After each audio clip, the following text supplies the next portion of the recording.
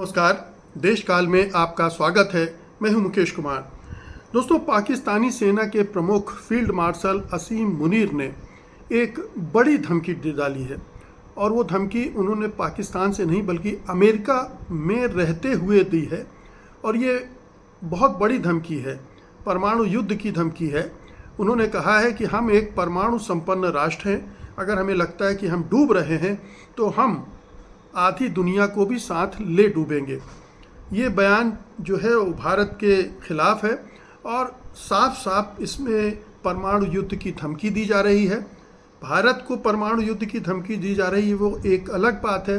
पूरी दुनिया को भी एक मैसेज दिया जा रहा है कि अगर भारत के साथ युद्ध हुआ तो दुनिया के लिए भी उतना नुकसानदेह होगा, क्योंकि ये परमाणु युद्ध होगा और परमाणु युद्ध में हम तो जो हमारा पाकिस्तान का जो होगा सो होगा, हम आधी दुनिया को भी निपटा देंगे। तो ये बड़ी ख़तरनाक किस्म की धमकी है और उसको इस संदर्भ में देखा जाना चाहिए कि कितना असीम मुनीर के हौसले इतने बढ़ गए हैं कि वो अमेरिकी ज़मीन से इस तरह की धमकी देने की हद तक जा सकते हैं। उन्होंने ये भी कहा कि अगर भारत ने सिंधु नदी पर बांध बनाए तो पाकिस्तान 10 मिसाइलों से उन्हें नष्ट कर देगा। और ये जोर देकर कहा कि सिंधु नदी भारतीयों की पारिवारिक पैतृक संपत्ति नहीं है। हमारे पास मिसाइलों की कमी नहीं है, अल्हम्दुलिल्लाह। ये उन्होंने जो टाम्पा में एक ब्लैक टाई डिनर आयोजित हुआ था उसमें ये बयान दिया है। इसका कोई वीडियो मौजूद नहीं है, लेकिन ये पूरी बातें छनकर आ गई हैं। और आपको बता दें कि असीम मुनीर 2 महीने के अंदर दूसरी बार अमेरिका गए हैं। इस बार वो गए हैं अमेरिकी सेंट्रल कमांड सेंटकॉम के कमांडर जनरल माइकल कुरिल्ला के रिटायरमेंट समारोह में शामिल होने टाम्पा गए थे। और इससे पहले अभी इसी साल जून में मुनीर ने अमेरिकी राष्ट्रपति डोनाल्ड ट्रंप से मुलाकात की थी, उनके साथ लंच किया था। मुलाकात करीब 2 घंटे की हुई थी और ये अद्भुत मुलाकात इसलिए थी, अनोखी मुलाकात इसलिए थी कि इसके पहले किसी अमेरिकी राष्ट्रपति ने किसी देश की सेना के जनरल के साथ इस तरह की मीटिंग नहीं की और ना ही उनके साथ लंच किया। तो ये एक बहुत ही भयानक किस्म का असीम मुनीर ने बयान दिया है अमेरिकी धरती से भारत के खिलाफ। भारत पहले ही कहता रहा है कि हम पाकिस्तान के न्यूक्लियर ब्लैकमेल में नहीं आएंगे, लेकिन भारत का कहना अपनी जगह है। भारत ये कह सकता है, दुनिया इसे किस तरह से देखेगी ये भी सोचा जाना चाहिए और दुनिया निश्चित रूप से इसे बहुत गंभीरता से लेगी, क्योंकि दुनिया को यूँ लगता है कि ये दोनों न्यूक्लियर पावर से लेस स्टेट हैं, देश हैं, और अगर इनमें युद्ध हुआ तो वो बड़ी जंग में, परमाणु युद्ध में तब्दील होगा और उससे पूरे दक्षिण एशिया, मध्य एशिया तक नुकसान हो सकता है और उससे पूरा जो पर्यावरण को जो नुकसान होगा तो वो होगा ही। इस मुनीर के बयान के बावजूद अमेरिकी सेना के प्रवक्ता जोसेफ होल्स्टेड ने कहा कि अमेरिका पाकिस्तान सैन्य साझेदारी दक्षिण एशिया में परमाणु सुरक्षा और क्षेत्रीय स्थिरता के लिए महत्वपूर्ण है। अब उन्होंने इस बयान को बैलेंस करने की कोशिश ज़रूर की है, लेकिन खारिज नहीं किया है।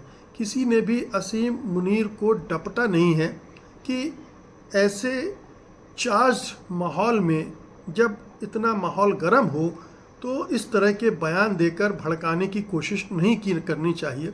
लेकिन शायद असीम मुनीर डोनाल्ड ट्रंप को खुश करने के लिए ये बयान दे रहे होंगे। डोनाल्ड ट्रंप इस समय भारत से बहुत नाराज़ हैं, प्रधानमंत्री मोदी से बुरी तरह से नाराज़ हैं और हर दिन कुछ ना कुछ भारत के खिलाफ करना उनका जैसे एजेंडा बन गया है। तो उन्हें जब पाकिस्तान का कोई इस तरह का अधिकारी भारत के खिलाफ बोलेगा तो उनको इसमें खुशी होगी। न केवल खुशी होगी बल्कि इसका एक हिडन एजेंडा ये भी हो सकता है कि न्यूक्लियर वार के ख़तरे को इतना बड़ा किया जाए, इतना ख़तरनाक बना दिया जाए कि अमेरिका भारत और पाकिस्तान के बीच मध्यस्थता करने का एक आधार तैयार कर ले। इस बयान का एक मकसद ये भी हो सकता है, और होगा ही, क्योंकि पाकिस्तान अब लगातार कोशिश कर रहा है कि अमेरिका कश्मीर मामले को इंटरनेशनलाइज करके उसको अंतर्राष्ट्रीय टेबल पर ले आए और वहाँ वो मीडिएशन करे और भारत को मजबूरी में आना पड़े उस बातचीत में हिस्सा लेने के लिए, और इससे भारत की फजीहत होगी और पाकिस्तान में असीम मुनीर जैसे लोगों का रुतबा बुलंद होगा। जो पाकिस्तान की सियासत है जो भारत के विरोध पर टिकी हुई है, और ख़ास तौर से ऑपरेशन सिंदूर के बाद से जो माहौल बना है उसमें वहाँ की सेना ने अपने आप को काफ़ी मजबूत कर लिया है। जो सियासी दल हैं वो पीछे रह गए हैं, तो कमांड अब असीम मुनीर और दूसरे ऐसे लोगों के हाथों में जा रही है। कहा तो ये भी जा रहा है कि असीम मुनीर शायद आसिफ जरदारी को हटाकर खुद राष्ट्रपति बन जाएंगे और उनके पास बहुत सारे अधिकार होंगे। तो वो असल में अभी भी पाकिस्तान को सेना ही चला रही है, वहाँ पर सीधे असीम मुनीर आ जाएंगे। और असीम मुनीर अगर इसकी तैयारी करने के लिए भी अमेरिका गए हों तो कोई हैरत की बात नहीं है। डोनाल्ड ट्रंप ने ये साफ तौर पर दिखा दिया है कि वो असीम मुनीर को पसंद करते हैं, उनको बार बार तरजीह दे रहे हैं, और अगर इस तरह के एक कार्यक्रम में, सेंटकॉम के कार्यक्रम में उनको बुलाया गया है और वहाँ वो इस तरह के बयान दे रहे हैं, तो ये कोई ऐसा नहीं है कि अचानक असीम मुनीर ने कुछ भी बोल दिया होगा। ये बहुत ही सुनियोजित ढंग से कहा गया एक वक्तव्य है, दिया गया एक वक्तव्य है, बयान है, और इसके अपने कूटनैतिक और रणनीतिक दोनों मायने हैं। दोनों इस तरह पर वो हमला कर रहे हैं और कोशिश ये कर रहे हैं कि अमेरिका को ज़्यादा से ज़्यादा अपने करीब लाएं और भारत से ज़्यादा दूर कर दें, ताकि अमेरिका का इस्तेमाल भारत के खिलाफ वो ज़्यादा से ज़्यादा कर सकें।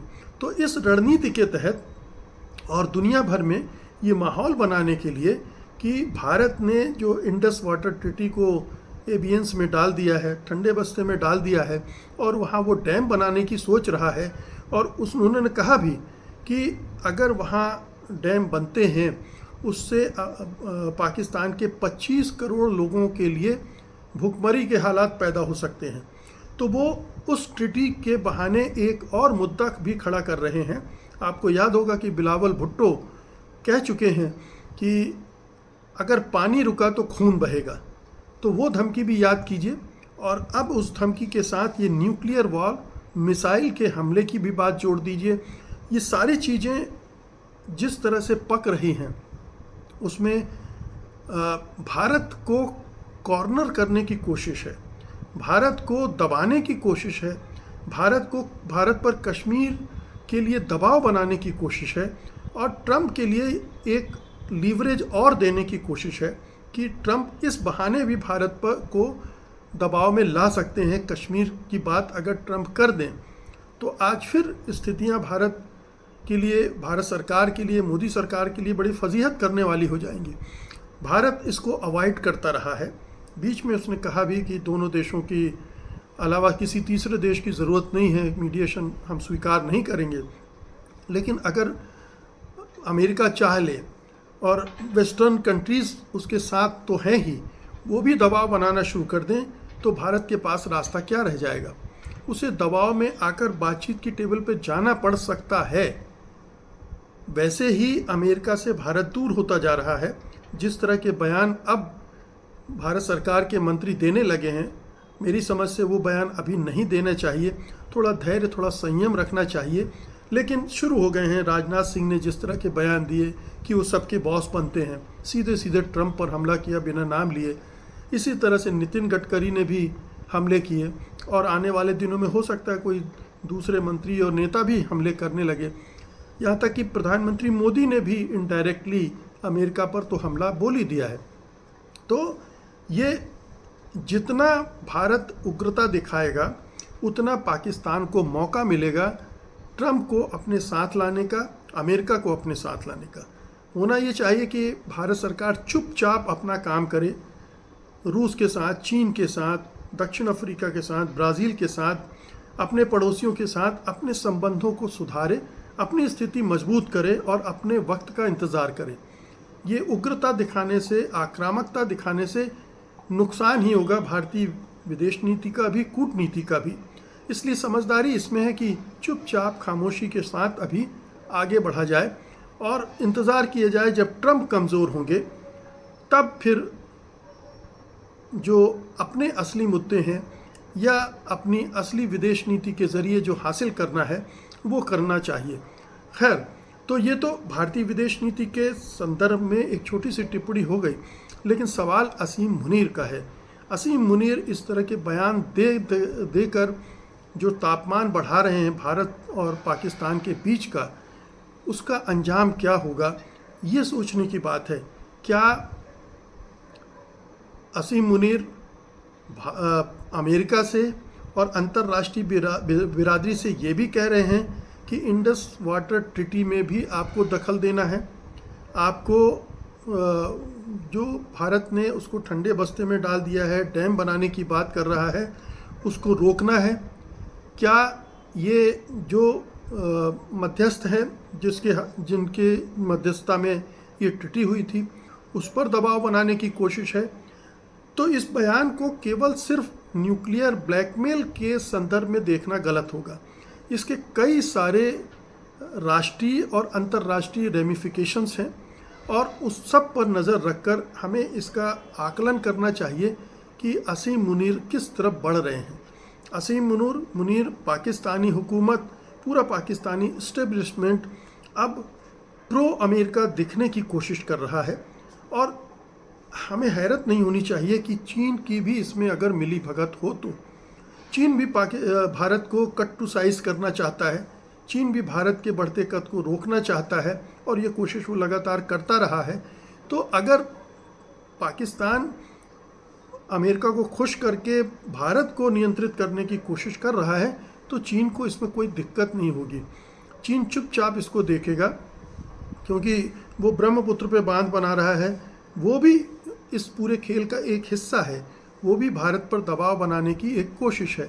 तो उधर चीन अपना काम कर रहा है अपने ढंग से, इधर पाकिस्तान के हुकूमत, आसिम मुनीर जैसे लोग अमेरिका जाकर अमेरिकी इस्टेब्लिशमेंट के कान भर रहे हैं, ट्रंप की चापलूसी कर रहे हैं और उससे अपने हित साधने की, अपने स्वार्थ साधने की कोशिश कर रहे हैं और न्यूक्लियर वार का खतरा दिखाकर अंतर्राष्ट्रीय बिरादरी को भी खींच रहे हैं, इंडस वाटर ट्रीटी के मामले में भी और कश्मीर विवाद को लेकर भी, उसमें मध्यस्थता को लेकर भी।